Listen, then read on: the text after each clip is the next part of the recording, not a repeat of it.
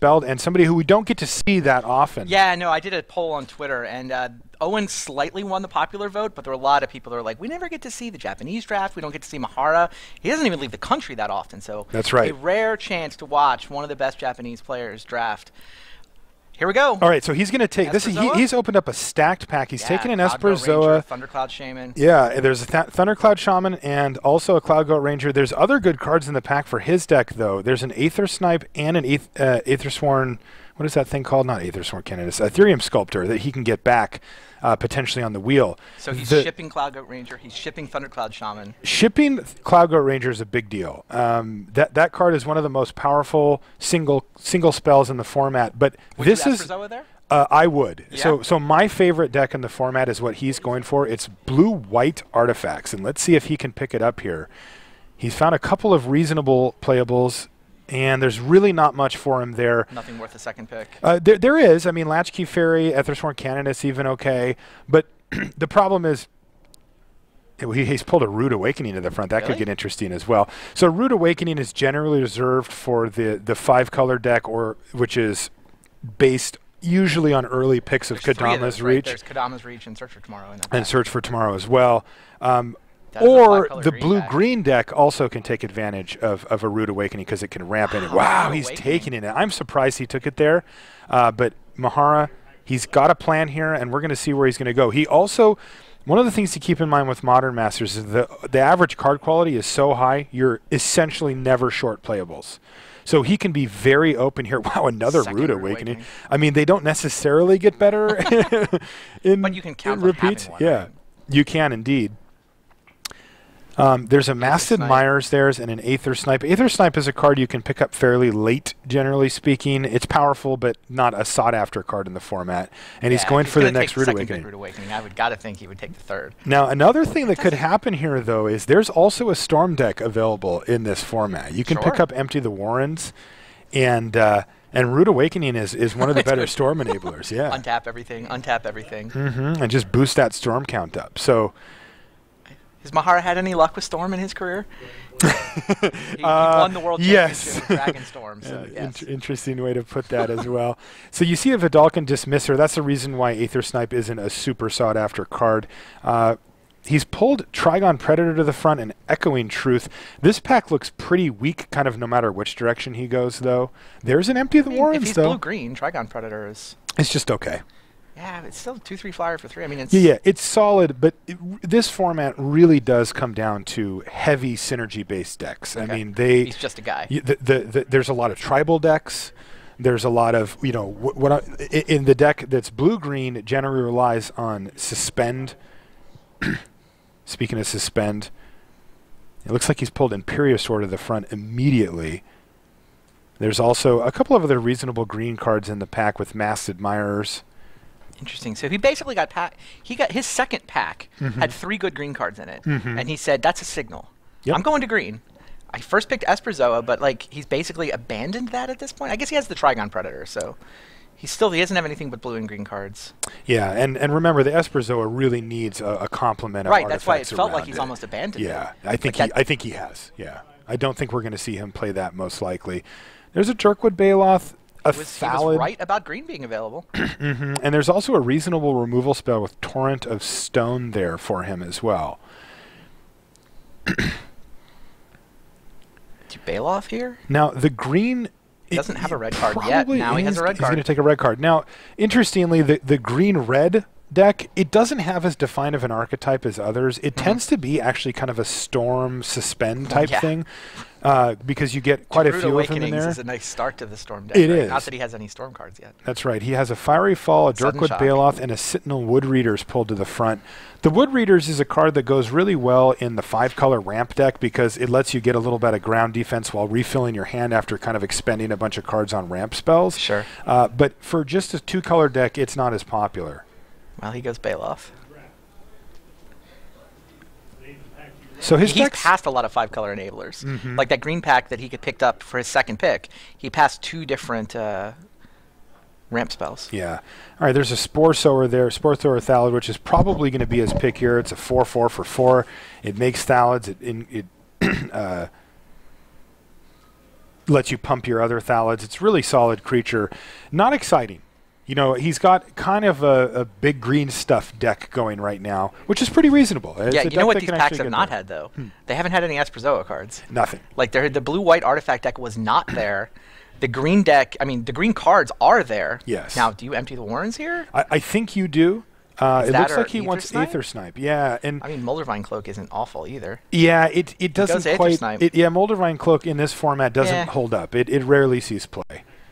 Even cards that powerful don't make the cut in Modern Masters. All right. Search for Tomorrow came back. Search for Tomorrow came back. That's pretty good for him. Yeah. And he's going to pick it up here. He certainly can't count on the Kodama's Reach coming around. I'm super impressed by how quickly he abandoned Espresso. Yeah. He just went. He second pick Rude Awakening because the 3 green cards told him it was available. Mm-hmm. All right, no real pick for him. He's going to take Echoing Courage. That's a card that's put in for the Thalids deck. He could end up with some of them. There's a few decent Thalid makers that he could run. That's a time when you really want to look for a Tromp the Domains to make your Thalids just amazing, even though Tromp's just generally good. There's a Thalid. And he takes he's not Thalid interested over in this Empty the Warrens. Yeah, he's not doing it. Not interested. There's 3% of the Modern Masters draft population that just wept a little bit when he didn't take it. But everybody else is like, yeah, I just take the Thalid. All right, and 2 basically non-cards here. These are Fury Charm can come in out of the sideboard. Brute Force doesn't do anything in this format. So he's going to be looking to see where he wants to go. He's obviously base green. He's got a little bit of red and a little bit of blue floating around, and he needs to decide at some point whether he wants to splash both, neither, you know, kind of what direction he wants to go. Red felt more available for whatever that's worth. I mean, he got, what, 1 red card, maybe 2? Yeah, but I mean, the packs at the end were like 2 and 3 red cards. Right. So he's going to have an interesting decision here, or an interesting pack, I mean, on this next one. There's quite a few really good things that he'd love to pick up. Tromp the Domains has got to be really high on his list. There's obviously a few rares and such that are fantastic, but let's see what he picks up here. Take out the bonus card.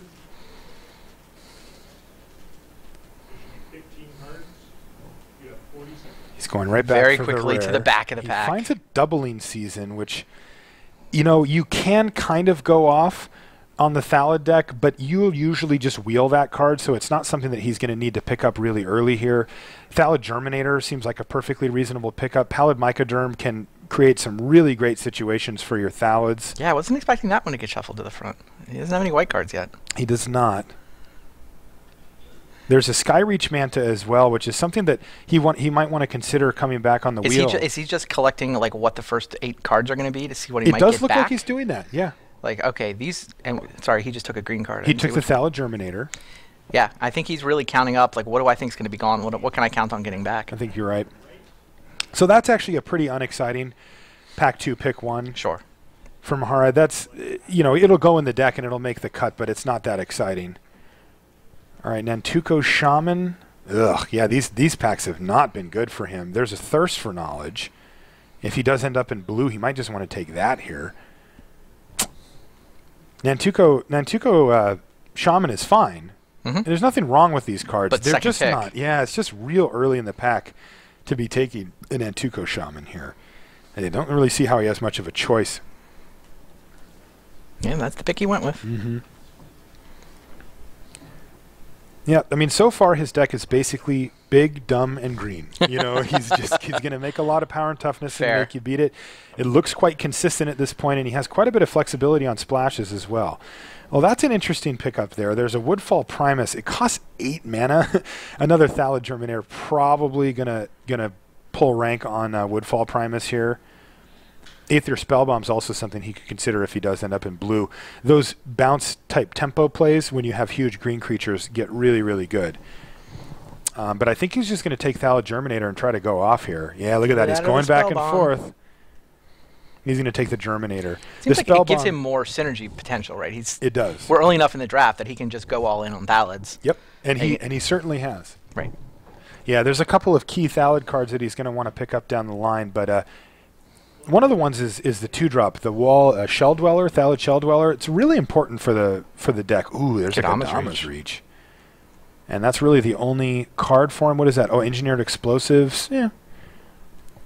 It's pretty good against him, potentially. But Kodama's Reach is really one of the better cards in the format. And it really is going to let him branch out into quite a few different splashes if he wants, now that he's got a Kodama's Reach and a Search for Tomorrow. They also put the basic land cycling spells like Sylvan Bounty and Fiery Fall in this format, so he can pick up those later on as well. If he does end up in Vertaloth the Ancient. Wow. So, and there's that Thallid Shell Dweller though. So that was a card that I was talking about earlier because it's really key to the deck. It's an 0/5 that serves really great defense early while generating. But Vertaloth is a huge bomb for his deck, and he's already got 2 ramp spells. I don't think he can risk passing Vertaloth here. That sounds right. Yeah. It's kind of a bummer because those Shell Dwellers really are the best early drop, much, much better than Thallid. And they start churning out spores pretty quickly while keeping you alive because there are multiple aggressive decks in this format. Gifts Ungiven he's looking at here. He's found a Rift Sweeper, though, which is a perfectly reasonable 2-drop for the deck. And he's going to take it. Also, I mean, I don't think he picked up any of those Dirkwood Balos. Does he have anything with Suspend right now? I can't think of anything off the top of my head. He has one Baloth? Okay, he has one Baloth. So he can use that pretty aggressively. I remember the first time the second time I drafted Modern Masters. You hit your own Suspend card? Yeah. My Aaron Ephemeron went into the mist, and I thought, well, I'm not doing that again. And I didn't. All right, here's a second Torrent. Yeah. Interestingly, Torrent of Stone is an arcane spell as well. You can use that with his Kodama's Reach, potentially. Having 2 mountains in play might be tough for his deck, but still, solid removal spell for him. Solid if unexciting, which is kind of how I describe his deck so far. There's a Fiery Fall. Splashing for the Fiery Fall, though. Yeah, he could also just take. Yeah, he's going to take a Relic. Yeah, not interested in Fiery Fall. Yeah, Fiery Fall's fine. I mean, realistically, he's not going to be able to get the basic land cycle too consistently, so loses a little bit of value there.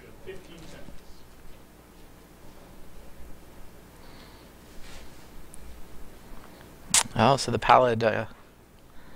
was that the Pallid Mycodurn? Yeah, it came back and he took it. Okay, well, good for him because that is... that's his own little trump, the domains, you know, if the game goes long enough. He'll play that as his only white card? He absolutely could. You know, there's a few other cards that he might want to pick up. You know, if he finds a Path to Exile, he'll play that.